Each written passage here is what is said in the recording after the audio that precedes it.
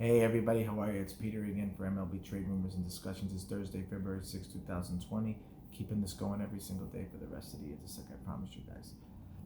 So, what I want to talk about today in something that's made me really happy because I was on the Arizona website today, Diamondbacks, and I'm watching MLB tonight and how they went over about 6 minutes on the Arizona Diamondbacks and everything I was saying and how legit they're going to be, right? And how serious they are. And one of the GMs was saying, no matter all that analytical crap, right, you still got to have a feel for this. So, you know how everybody's saying the Dodgers may win the division, most likely, no matter how much the Diamondbacks improve, fine, that's okay, right? You can say what you want. But what's great for us Arizona fans is even if we did get the wild card, we got that toughness in Bumgarner, like the Giants did a few years ago when they went through the wild card route and won the championship, right? So, and Bumgarner pitched everything, and Bumgarner was the hero when he played the Royals. He was the hero that whole offseason. He was amazing. The whole playoff season. So, what's great about the Diamondbacks right now is they just didn't go after Bumgarner and lose things. They were able to keep Robbie Ray. They still got this young prospect in Gallen. So if those two, which is a very realistic shot, turn out to be who we think we are, if Ray bounces back, which he probably will, and Gallen pitches to the sick, I don't know, this kid just looks like he has it. You know, if he pitches the way he could, forget it, right? So if Bumgarner does win the wild card and you're able to throw Robbie Ray in first and Gallen and then Bumgarner third in the playoffs, that's a scary team, you know, and the Diamondback hitting is great. Like from 1 to 8 is going to scare you, right? And that righty-lefty combo, especially with a couple switch hitters in there, looks great. So the Diamondbacks have a really legit chance right now at, you know, just being such good contenders, especially going to the playoffs. And I like that finally they got some recognition on him because it's true. Nobody's talking about them. And please, I ask you guys to watch the 6-minute video because it's everything I've been mentioning to you guys. So go on Arizona's website and watch what they were talking about.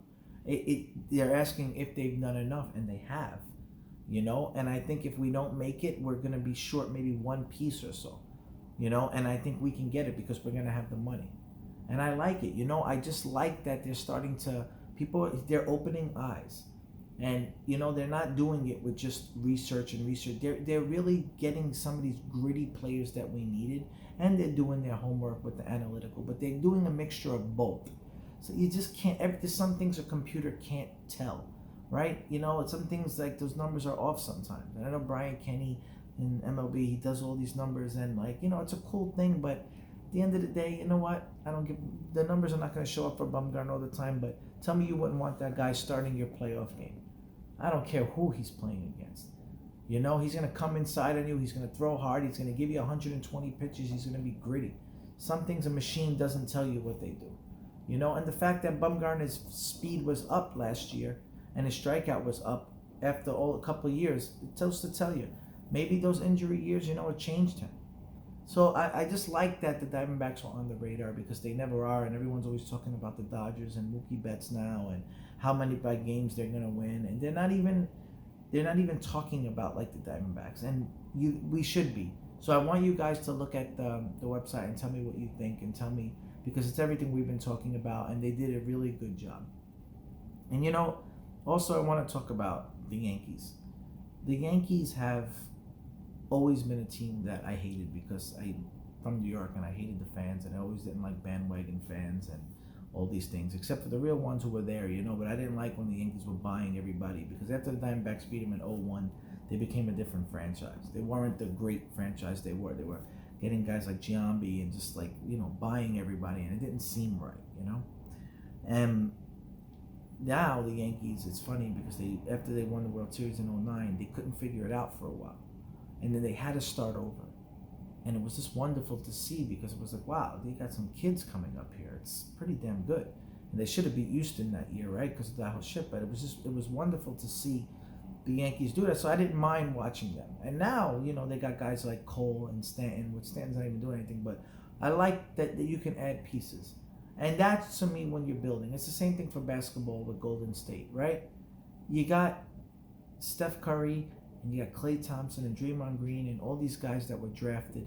And now you're building around with a couple of trades, like they traded with Wiggins and stuff. And you can't really get mad that Golden State got Kevin Durant a few years ago because they really grown all their players and they got one free agent. So you're gonna get mad at them because they got a superstar?